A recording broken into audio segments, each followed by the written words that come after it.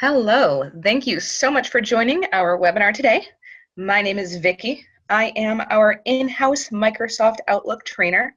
Today we are going to go over some insider secrets, tips, tricks, lots of good information to make Microsoft Outlook work for you. Get right on into it. Going to start with a quick overview of what we're going to be discussing today.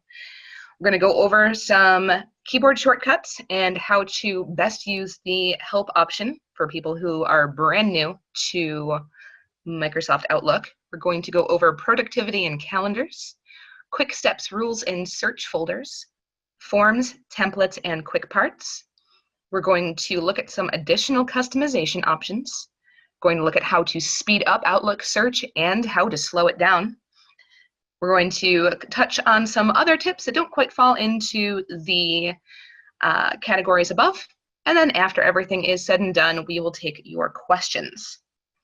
So moving right on into it, we're going to start with the help window. The reason we're starting with this is because it is a little bit backwards from the way that the help feature used to be in Outlook and in most of the Microsoft Office suite. So instead of a help button, which used to be up in the upper right corner, it is now this little light bulb that says, tell me what you want to do. So rather than using it as a search feature, rather than saying, okay, what do I want to do? I want to set up a signature. Instead of saying how to set up a signature, just say signature. And you can type it in. It's going to take you right to the feature that you want to access.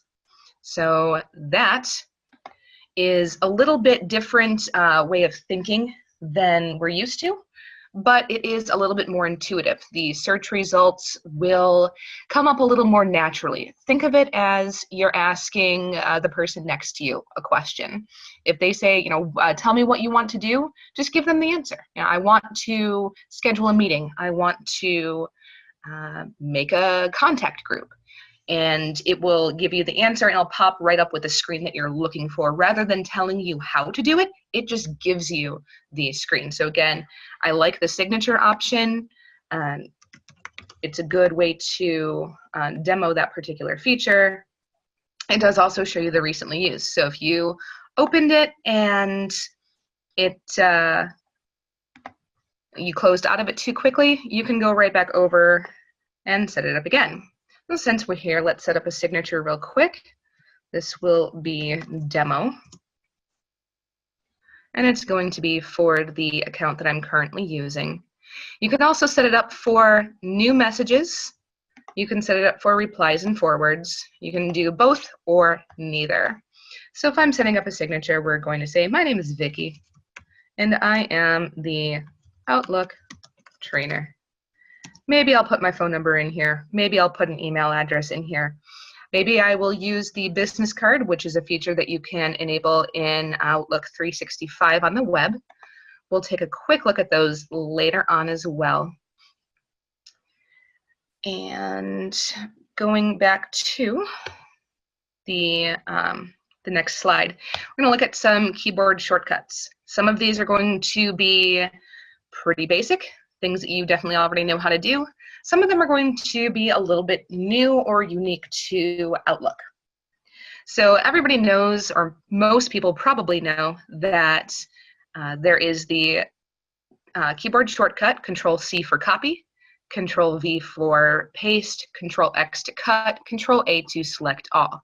What's neat about Control-V is that if you copy a line of text or a block of text and then use Control-V, it will immediately pop open a new email window. So you can select the text, open a new email without having to click a bunch of buttons. The point of keyboard shortcuts is to save you some time. We do not want to waste time moving our mouse all over the screen, looking for menu options. This is a great way to save time. So if you have the ability to commit these to memory or even write a little cheat sheet for yourself that you stick on the side of your monitor, these will definitely save you some time, especially once you get in the habit of using them. It is a lot of fun, actually, to be able to navigate all through Outlook or through any other Microsoft product just using the keyboard. And some people will be fascinated by the fact that you never touched your mouse. and it's always fun to look like a wizard, look like an expert by navigating without ever touching the mouse. So a couple of other shortcuts that are unique to Outlook. To automatically reply to an email that you have selected, you can use Control-R. Alt-W is to forward an email. Alt-R is to reply all. I say use with caution. A lot of people do not need to reply all the time, and you can get yourself into a little bit of trouble if you are replying all to things that maybe you should not be passing along to everybody, so use that one with caution. Control-R for reply is probably the better choice, unless you know for sure that everybody needs the information that you are sharing. Control-Shift-V is the Move Items menu. That one I will show you. So Control-Shift-V is going to allow you to move emails automatically to your folders. So right now, this is a brand new demo account. There's not a lot in here. I don't have any folders set up. We are going to go into how to set the folders up, but I wanted to show you a brand new, bright, shiny, clean version so that we can see what it looks like when we start to do the customizations. But if you are someone that has lots of folders, dozens, hundreds of folders, the Control-Shift-V option pops up this Move Items window, so you can immediately and quickly move items to folders. You can arrow down through them, use the keyboard to hit enter on any of these things that you need to access. So that is a very, very time-saving option. If I recommend any of them that you memorize, Control-Shift-V is going to be that one. The other one that is fantastic is Control-G.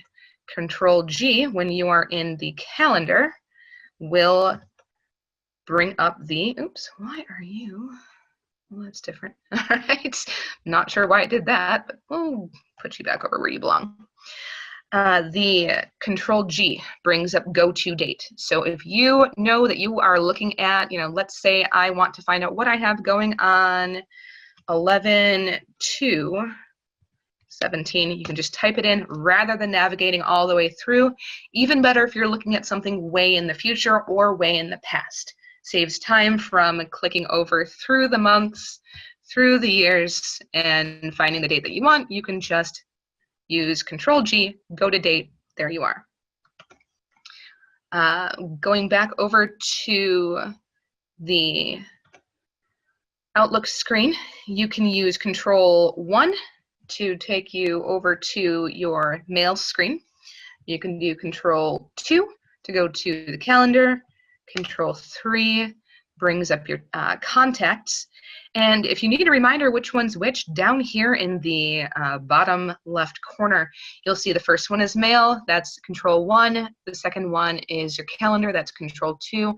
So these hotkeys will save you some time from having to move your mouse all the way down to the bottom of your screen. You can just tab back and forth between them with Control-1, 2, 3, 5 takes you to tasks. If you are someone who uses tasks and notes, that is a good one. But I find myself using Control-1 and 2 to go back and forth between the inbox and calendar fairly frequently. So, last one on this list is for additional shortcuts. If you right-click anywhere in Outlook or in any of the Microsoft programs, you will see that there are underlined letters on the menu. So if you forget what it is that you are looking to do, or if you forget what the hotkey is, right-click where you want to go and look at the menu options. The underlined letter is going to show you what hotkey you're going to use. So if you forget that replying is Control-R, you open this up, you see, oh, the R is underlined, that's my hotkey. So even if you don't memorize everything, or if you find out later on that there's a feature that you're going to use a lot, and you want to have a hotkey, or you want to know if there's a hotkey, that's a great way to look that up. All right. Moving on, productivity and calendars. So of course, productivity is going to be a hot button important thing that most businesses are looking to maximize. You want to make sure that you are getting the most out of your time, the most out of your employees. So we are going to look at ways to make your life easier within the Outlook environment. All right, the biggest one, especially if you have a lot of emails coming in all the time, especially if you end up with a lot of email threads, is going to be toggling over to the conversation view. If you're used to using Gmail, you may, or other webmail features, or other webmail options, you may be used to a conversation view. If you are an Outlook user primarily, the old way of doing it was having every single email in its own line, its own option. Now we have the option here to switch over to conversation view. So as you can see, every email that I have here is all part of the same conversation. I'm talking with myself like I have some sort of 3 personalities as opposed to just 3 email accounts. We're discussing what I'm going to have tomorrow for lunch. So if I want to minimize how much clutter, because right now this is taking up 4 lines when it's all one conversation, what I can do is go over to the View tab and click this box up here. It says Show as Conversations. So when I do that, it's going to compress everything into one message thread. I also have the option, if you look at this pop-up, I can apply this option to all mailboxes. If I want every mailbox that I have, every folder that I have, or all the folders in this account to show the conversation view, I can do that.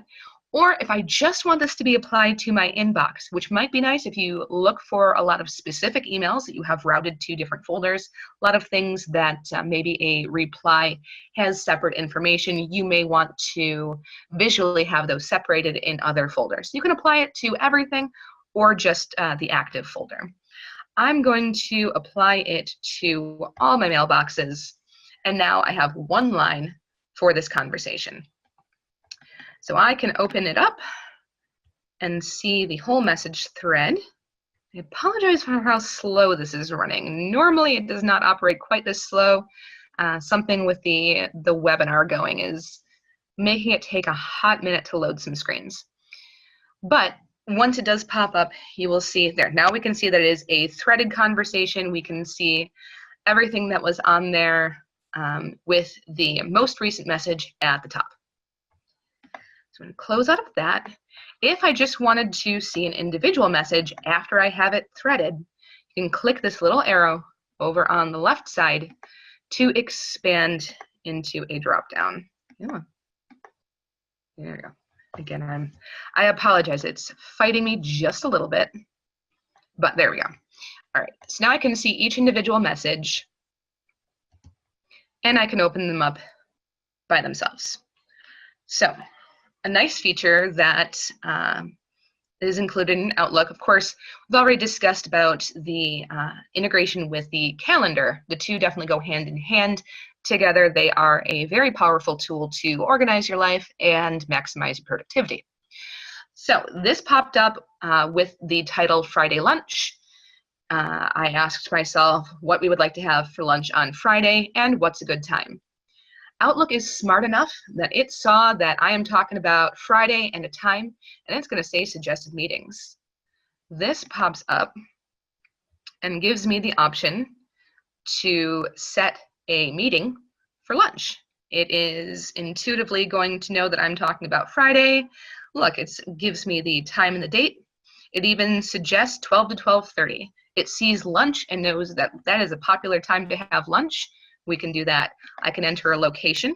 If I have location enabled, I can put in the address of a restaurant. It'll pop that up and give you the address right there in the email. If I want to do an online meeting, I can just type in online, and that will pop up that way. So let's say I want to go to, maybe I'm feeling like pancakes. I know we said tacos, but maybe I'm thinking of something else. So we're going to go to IHOP. I know my other 2 email accounts said that we were talking about tacos, but now, maybe I want some chicken and waffles. We're going to do that. So now this event has been scheduled, and if we go over to the calendar, we can now see that I am having lunch at 12 at IHOP. I don't have the location enabled on this account just because for speed and being able to get through it, I didn't want it to cause any issues. But if you do have location enabled, then it will often give you the address for the most local restaurant. Works really well for chains like IHOP, like Applebee's, Starbucks. There's actually even a plugin where you can just go to a meeting at Starbucks. That is something that's built right in. So there are a lot of plugins that you can browse through in the Microsoft Store, see what's going to work for you. If you guys have, somewhere that you have frequent meetings, that is something that you can set up as a frequently used option. One other thing, if we are going to use the online meeting option, I am showing this screenshot here from the web version of Outlook. So this is the Outlook web access. If you have an enterprise Outlook account, you have the option to add Skype meeting, or add Skype meeting button, it's kind of a handful to say, right to the top of your email or calendar scheduling screens. I don't have that enabled on this free account because, again, this is just a demo account, but I do have it on my enterprise version that I use for work. So if I wanted to add a Skype meeting, I can just, all you do is you click the button right there that I have circled in blue, and you can invite people from this screen over here. If you have multiple people in your organization, it will show you their availability immediately. So you can see when is a good time. There is a suggested time button as well that you can click, and it will find a time that everybody is free or show you the time that most people are free. Once you send the invitation or the schedule for the meeting, it will pop up with the details right at the bottom. So right down here, this link that says join online meeting, that link will take you right to the Skype meeting at the time that the meeting is scheduled to happen. So that is a fantastic feature that saves you a lot of time. There are a lot of ways to customize those Skype meetings as well, including privacy settings. Maybe you don't want everybody to know that you're having a Skype meeting, so you lock it down to just people on your team. Maybe you want to invite absolutely everybody or leave it open-ended on your schedule. You can leave it as an open-ended item on your calendar. If you set your calendar to a public setting, so everybody in your organization can see it, anybody can hop in and join that meeting. If it's something that's a little bit more informal, whatever is appropriate for your workflow. One other thing that is pretty neat that we can do with these meetings, let's open this one up. You can take meeting notes. So one of the integrations that this has that I think is extremely powerful is the ability to use OneNote 2016 and take meeting notes. So let's say that I don't know what meeting or I don't know what notes I might want to take about my IHOP lunch, but if I wanted to do that, here's the way that that would work. I can share the notes with the meeting, so that would attach it to the meeting on anybody's calendar, or I can take the notes on my own and it will keep it locally to my account scheduled on or attached to the event in my calendar. So I'll go ahead and take a note, and this may take a minute to load, so we'll just talk over it as it loads. If you are familiar with OneNote, oh, there we go. We'll just call it quick notes. All right, and as that opens, you have the ability to take notes that are very organized or lightly organized. If you have an entire notebook just for meeting notes, then it will show all of the notes from all of your meetings, which you can access through OneNote. Or when you go over to your calendar, if you open up a past meeting, it will show you the notes from that date. So you can see that it automatically shows that what this meeting is. So this is the lunch meeting. You can see the date and the time that it was scheduled. You can see the date and time that the meeting actually occurred, and you can see the participants. Once the meeting takes place, these will turn into checkboxes. It will show either that the person attended with a green check, or it will show that they didn't make it with an X. Very cool to be able to keep details on who was there. That way you know who got the messages or who got the information that was given in the meeting, who didn't. So if someone says, oh, I wasn't at that meeting, you can come back and check and see, yes, you were definitely at that meeting, you got that handout, you got that email, you got that information. Or you can say, oh, nope, looks like you weren't there that day. Great way to keep tabs on things, because if you are someone who has a lot of meetings and you don't necessarily take roll, it's a good way to completely forget about who was there. If you don't have that information already documented somewhere, you may not remember who was at every meeting. It's a lot of information to recall. This is a great way to keep that information, and it does show it by the date. So I love this feature. We're going to say, let's see, so I have my notes here. Notes. Oops. Oh, you please type in there. Okay, it's not wanting to let me type in, but we can save it and be done with it. Oops. All right. Then if you go back into the meeting notes, so if I close this out, you can go back into your calendar, open the meeting notes, or open the instance and then the meeting notes, either with the meeting or with the group or on your own, and it will show you those notes.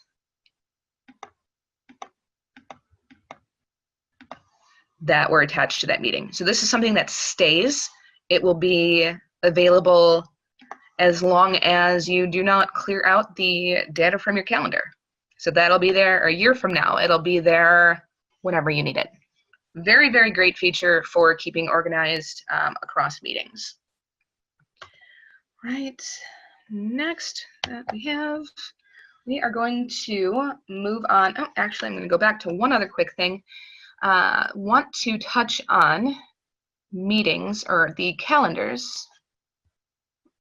Going back to the Home tab.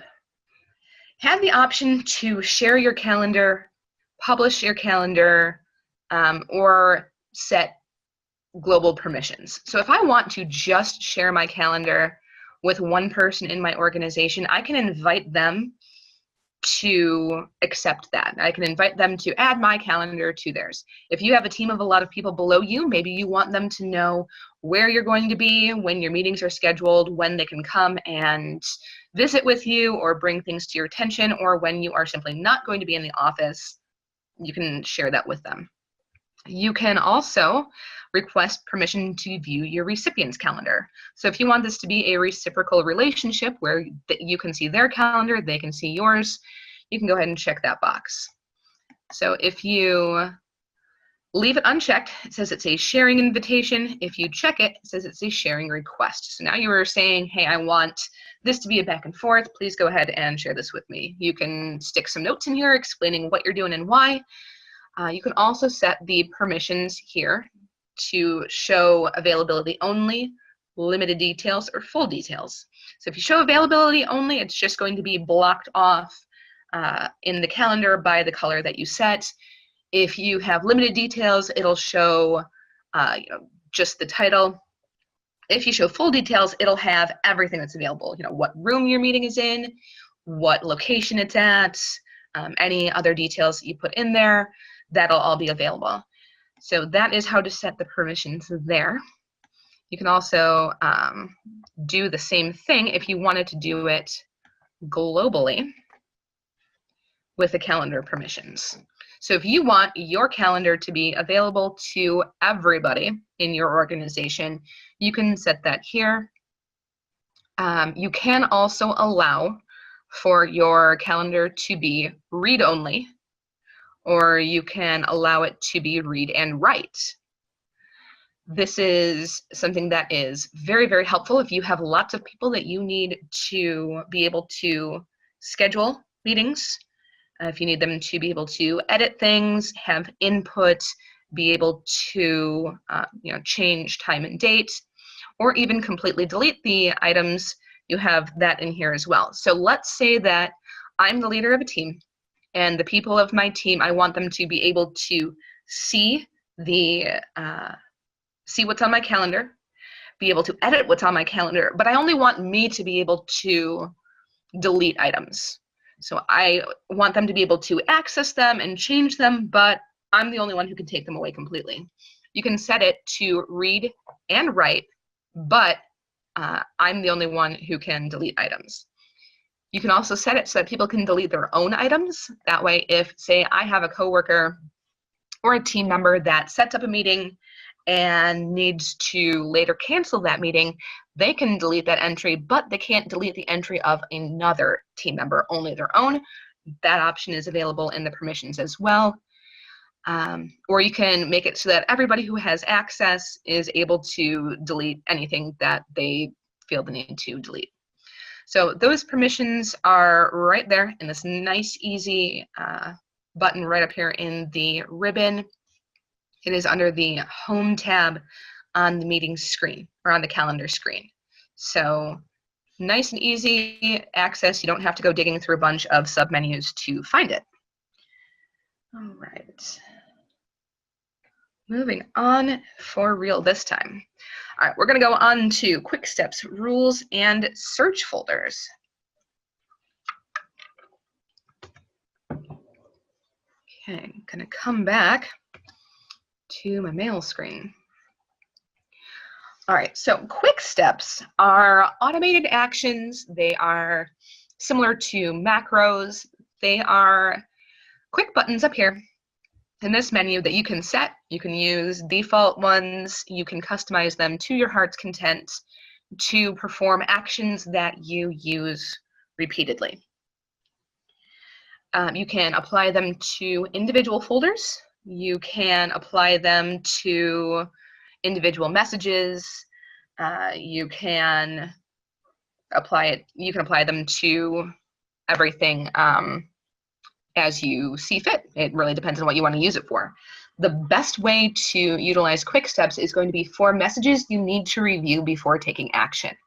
I'm specifying that because once we get into this, if you are familiar with rules, you might say, well, why wouldn't I just do that with rules?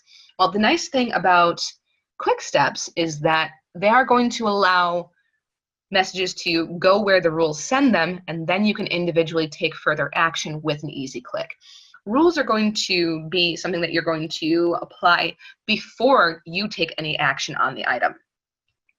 So, for instance, if I have a team folder set up where anybody who is sending a message from a certain team goes into a specific folder, that is going to be something that you want to set as rules. You don't want to take the time to apply a quick step to every message that comes in from that team. You want it to just immediately go to the folder. So we could set up that folder.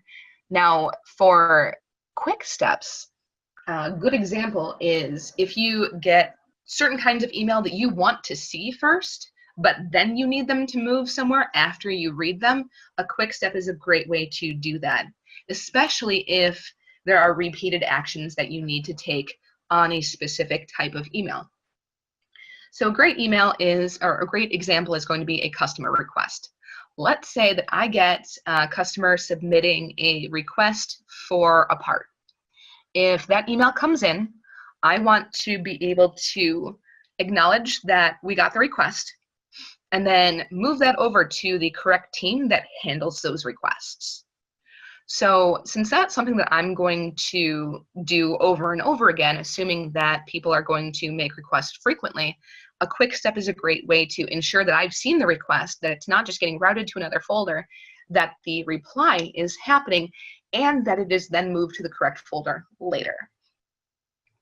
So to create a new quick step, there is the arrow right at the bottom on the right in the quick steps pane. And click on that, click on that, and go to new quick step.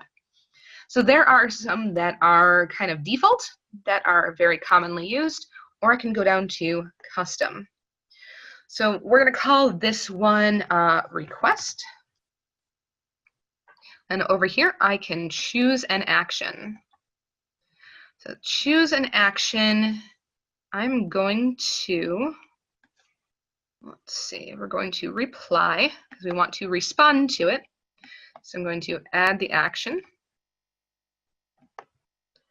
show the options here. So the subject is going to be, just respond to the subject. You can set a custom subject if you want, or you can just leave it as whatever the response comes in. Would recommend leaving it just so that the recipient knows what message it was attached to.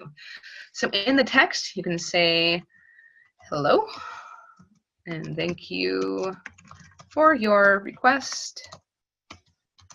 We have received it, and it is being processed by our team. And of course, you can be as specific or as vague as you want to be, whatever is appropriate. You can send it with a delay. That way it doesn't look quite so much like it's an automatic message that's being kicked back. It looks a little bit more personal. Up to you. Okay. Once you have that information in there, you can add the action. You can also add CC. So if you add a CC to it, let's say that, like I mentioned, you want it to go to a specific team, you can add in that team or that individual that would handle that there. Or you can, so we're gonna not do the CC just yet. Okay, we're gonna add another action to forward the message instead. That way the customer, if you don't want them to be able to see that another team was CC'd on it, if you want that to be a little bit more blind for the customer, you can set it up this way instead. So I'm going to send this to, we'll forward it over to my main account, or my personal account. That's where my requests are going to go. And if I want to set a shortcut, I can set a shortcut. So Control-Shift, let's say this is something I do so often that even a quick step, even clicking that button is too much work, I can set a shortcut key for it. So Control-Shift-2 is now going to automatically apply this quick step to the message that I am trying to send. So click Finish, and it is going to be set up on its own. So if I want to have this done, and do Control-Shift-2, and it automatically pops that information open. You can see that it is now working on its own. I am replying to the customer, and I am forwarding the message over to the correct party. So I don't have it set up to automatically send right now, just because I am in demo mode, but that's what that looks like. So you can see how this is going to make it a lot easier to perform actions that you repeat over and over again. Another good one you can do, and I will just show real quick, is sending it to a folder. Oh, gotta give this one a new name. We'll just call it folders. Choose an action, move to folder. Choose a folder, don't have any folder set up. So I think it's going to make me add a folder first, which I'm not going to do just now. But an example for this is, let's say that there are emails coming through about finances. And you definitely want to be clued into the finances because that's a pretty important thing that you do in your job. You want to not necessarily have it route. No, I definitely don't want to do that right now. You want it to route to another folder, but not before you've seen it. So you can leave it coming into your inbox, have a folder designated. Oh, there we go. Now you're allowing me to do it. We can move it over to a new folder. We'll call this finances. All right. So now anything that I have here, I'm going to go ahead and change this to finances too. Oops. All right, so change that over to finances. Now we can add this action. Anything that I decide is related to finances, okay, I can automatically send there. So finances, this one I didn't set a hotkey for. That's okay. This is one where I want to take my time and make sure that I've seen it. So now I'm in the mood for tacos is a financial issue.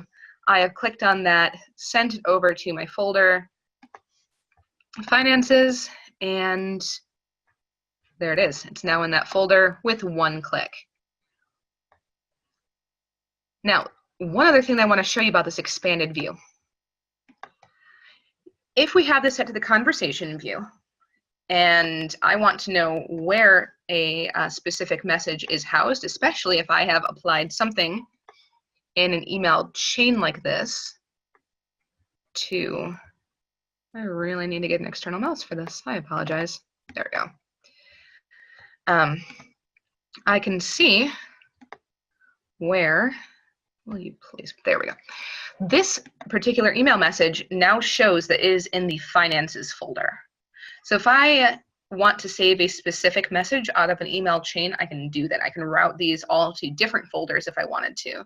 If I'm not interested in this message, I can delete this message, have it go to trash, and still see where the original messages are. So this just gives you even more opportunity to keep track of entire conversations, but then also know where those items are all housed. Right. All right, so that's quick steps. Rules is, as I said, a little bit different. So quick steps are for things that you want to review before you take action. Rules are going to be for messages that can receive action before you review them. So a good example of this is a feature that some very smart person, way smarter than me, came up with one day, decided that they were getting way too many emails in their inbox that were CC'd to them that they didn't necessarily need to take action on. They were things that they, maybe they as a project manager or a CEO wanted to be looped in on just in case they needed to monitor, but there were way too many of them coming through. So what that person did was they decided to create an inbox CC folder. So we can set up a rule to route messages to a specific folder called inbox CC.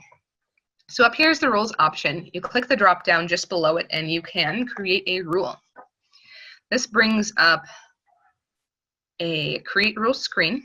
So we are going to go to the advanced options. You can see some of the basic options here where it shows the message that I have highlighted, so I can apply it to emails that come from my personal account. I can apply it to emails that are sent to a specific email address or what the subject contains, but we want to go deeper with this. We want to go into the advanced options. So to set up specifically the inbox CC option, you're going to want to select the option that says where my name is in the CC box.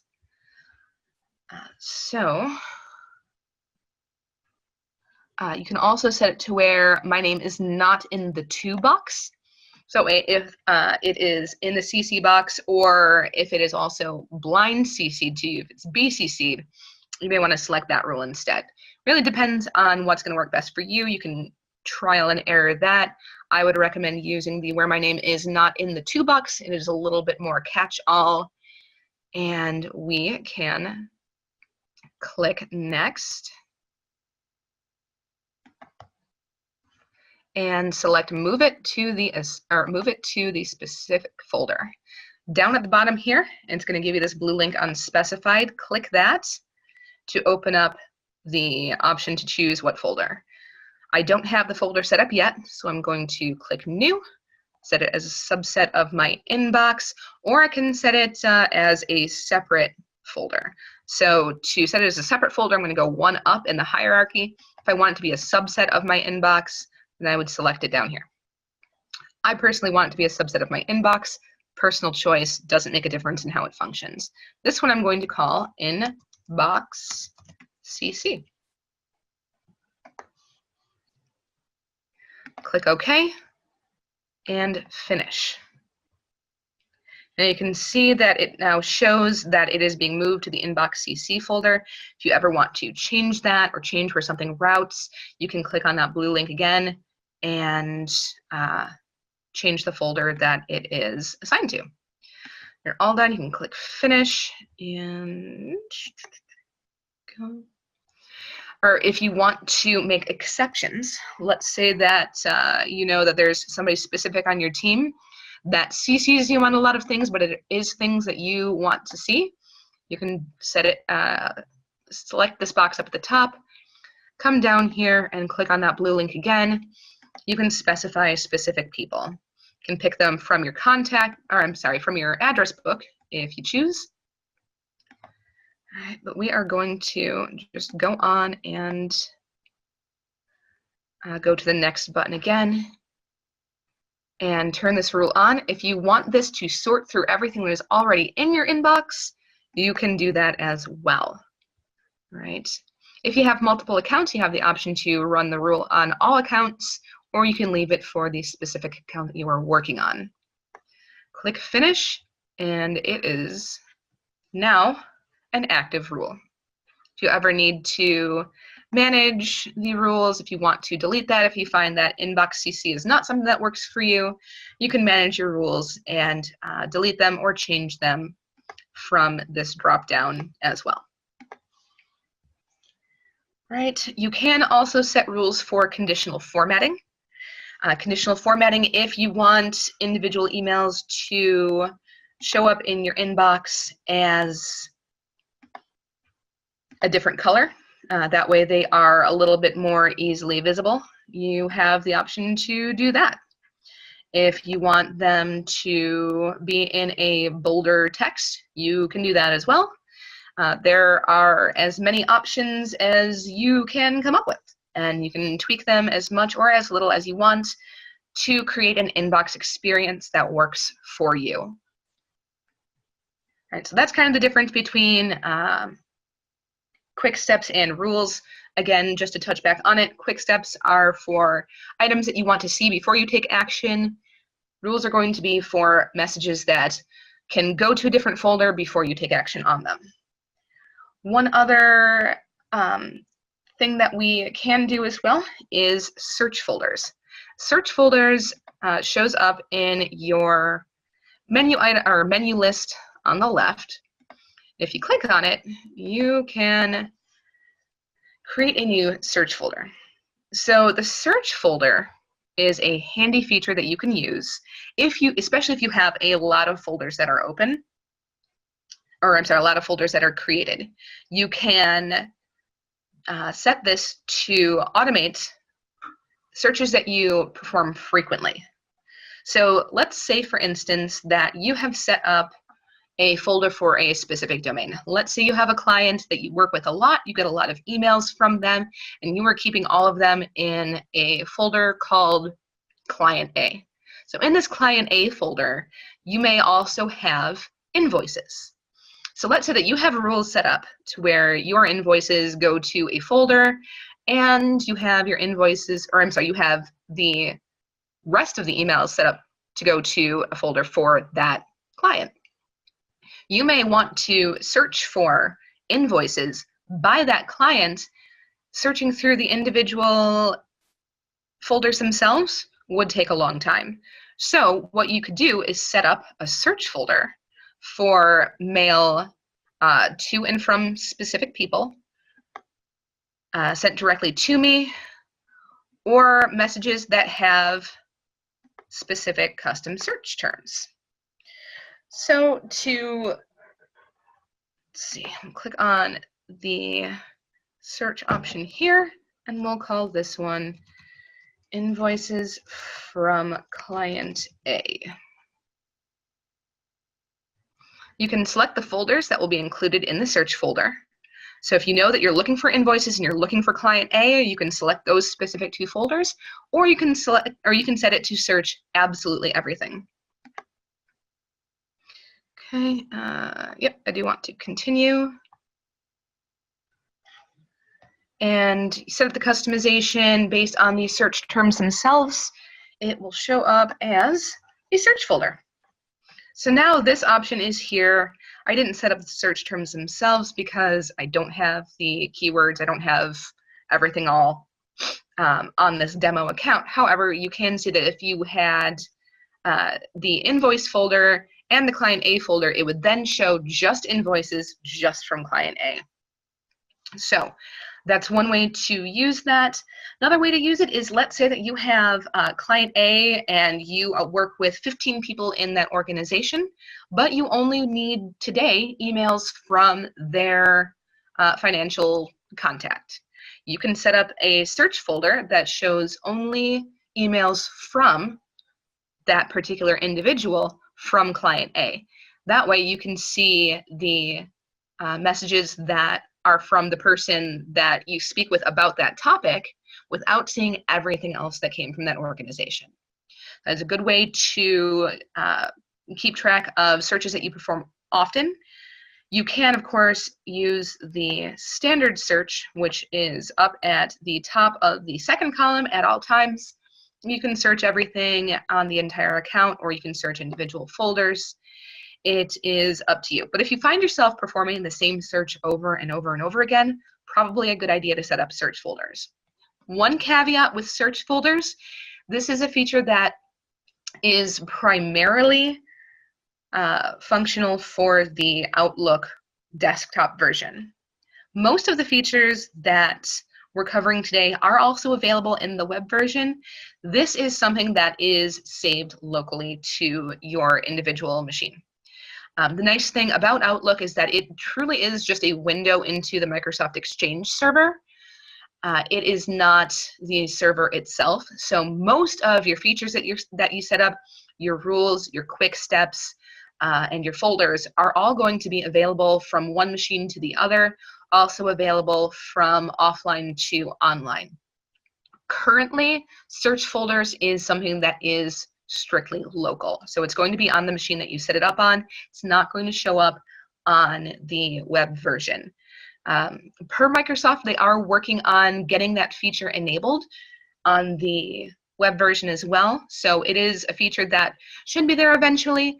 If you absolutely desperately need it, please do reach out to us. We can tell you how to set it up. It does involve tweaking with the offline settings on the web version and then going through some settings on the desktop version. So it's a little clunky, but it is something that is there if you absolutely do need it. For most people, though, having it just set up locally is more than sufficient if you do use the search folders. So great feature. Unfortunately, not one available on, or not one easily set up on the web version at this time, but a feature that is in the pipes for Microsoft to bring to us eventually. All right, we're going to go into forms, templates, and quick parts. This is going back to that original quick step that I set up, where there are emails that may be something that you send very frequently. You can run that macro as a quick step. A couple of different ways. You can also set up emails that you use frequently. You can create a form, a template, or a quick part. Differences between the two. Forms and templates are for frequently sent emails, whereas quick parts are templates for frequently typed information. What's the difference? Maybe you have a response, a greeting, a tip that you type frequently and insert into your emails that you do not need to have as an email all on its own. It's a great feature to set up the quick part. Running a little bit short on time. I want to show you that. If you are interested in a demo on exactly how that works, please reach out to us. It is easy to use. It is very handy, but I'm not going to demo it right now just because we are already running into a little bit of overtime. But it is a very cool feature. I want to show you all the cool stuff that we have. So we're just going to go to forms and templates. So forms utilizes a quick step. So it's a quick step that we already went over. This one is going to just create an email with a preloaded response. You can use that form to shoot off responses, but not necessarily have any additional action taken on it. Already shown you how to create a new one, not going to go over it again. Imagine that this is an email with a template that you can see a quick response, say, okay, I've got Friday lunch, I just want to respond to it quickly, click that button, and whatever the response is, I've now sent out. So if you find yourself doing a frequent response, but you don't need any other action taken to it, you can set up a quick step as a form. Templates are a little bit different. This is something that is going to save locally as an Outlook template. Something that you can do a little bit more customization, a little bit more formatting on. You can also add images and anything else that you need to as well. You can attach files to it. It is, however, something that is saved locally again. So this would be something that is very useful for things like progress reports, supply requests, anything that you are attaching, say, a spreadsheet or a presentation to. Setting that up as a template is a quick and easy way to get that going. So let's say, we'll do that real quick. I am going to type in, we're going to call this monthly report.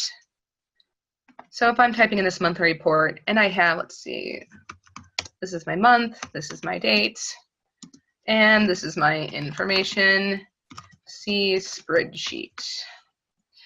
What I can do is go to File and Save As.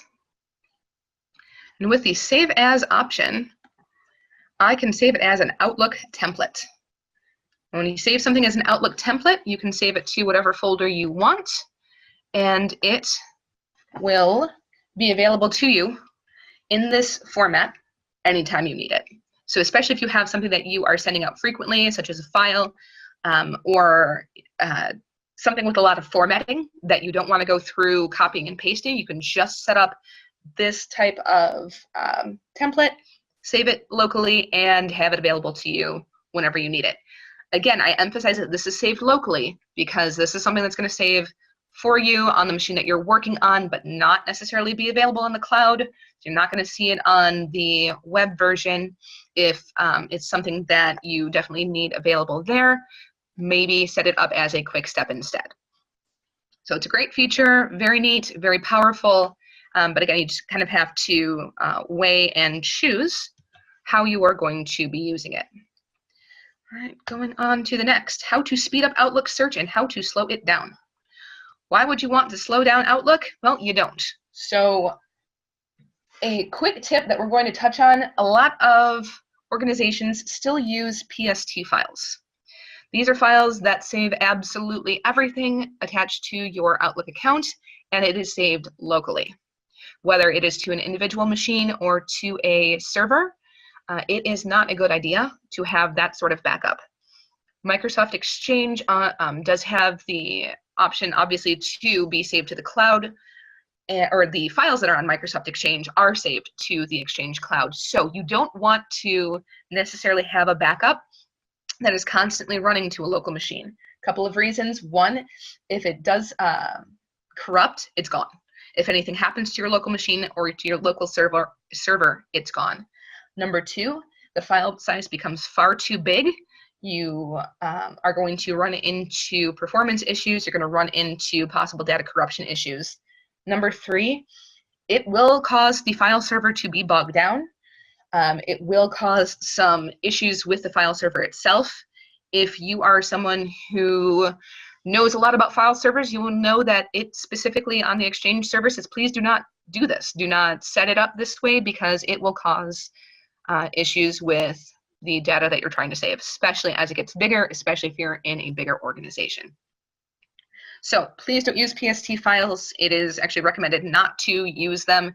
They are available for, if you have very small backups that you want to use, but there are better ways to do it.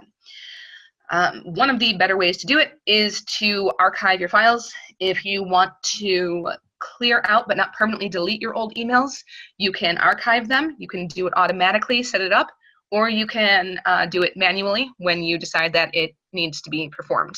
I recommend setting it up automatically. I want to make sure that you're not overloading your, or you're not having too big an email inbox or email file to search from. It will, again, start to slow things down. So archiving your old messages will definitely speed things up. You can set the parameters for how old you want it to be or how far back you want it to go. So if you need something, from the entire fiscal year or from a calendar year, you can set those parameters how it best works for you. The other option that we can do is re-index. especially if you are using your search folders to their fullest extent. You have a lot of folders, it may start to slow down. If you notice that using your search folders or the search feature is starting to lag a lot, if it's not performing at reasonable speed, re-index your files and it will automatically rebuild and research for your search folders and speed up that process as well. Okay. If you need, I know I'm kind of speeding through this, if you need more information on that, please reach out to us after the webinar. More than happy to go into depth on that. Okay, other quick tips. You can attach recently used files via the file drop-down arrow. Come back over to this. We're going to reply here and say I want to attach something. I can attach file. If I click on the drop-down, it shows me the things that I've used recently. So rather than having to hunt through your entire computer, it's going to show stuff that you've most recently used. Microsoft knows that, or Outlook knows that the things that you're going to send are probably going to be things that you've used relatively recently, or at least often going to be that way. So that is a quick way to find those. You can also disable or customize your desktop alerts. If you get a lot of email and you are getting desktop alerts for all of them, your computer is probably pinging away all day long. Customize them so they only pop up for people that you absolutely need to see their messages right away, or you can disable them entirely so it leaves you alone when you're not looking at your inbox. You can also add a second time zone to your calendar. If you live near a where the time zone switches from one to the other, or if you have clients or customers that are in another time zone, and you find yourself not quite knowing necessarily which time zone you're talking about, you can set up your calendar to automatically, or to have another time zone parallel to the time zone that you're currently in when you are viewing by individual days. And it's a good way to make sure that you are assigning tasks or scheduling meetings at times that are appropriate for everybody in all time zones. All right, you can also, when you are sending files, I will attach a file to show you. Oops. I'm going to attach the PowerPoint that we're using here. Now, options that I have, I can share this as a link to OneDrive, or I can share it as a file that will be attached in the old traditional way, so that everybody gets a copy, whoever is attached or whoever receives the attachment. The nice thing about setting it up from OneDrive or as a link to OneDrive is that it allows collaborative editing.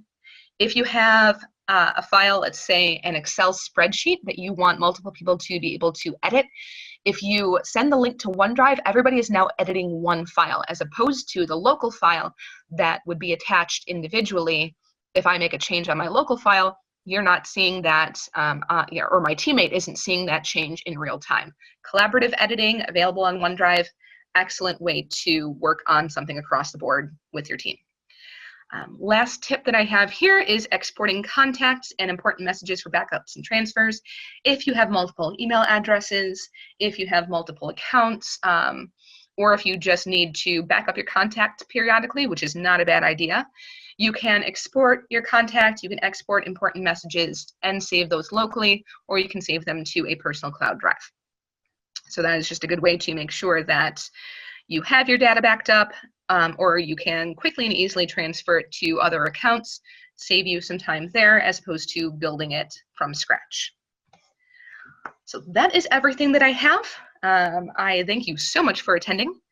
I appreciate your time. I hope you got some good and useful information out of this. But if you have any in-depth questions that we did not cover, please feel free to reach out to us after the meeting or anytime down the road. We are always happy to give you more information to help you out, to help your business meet its needs.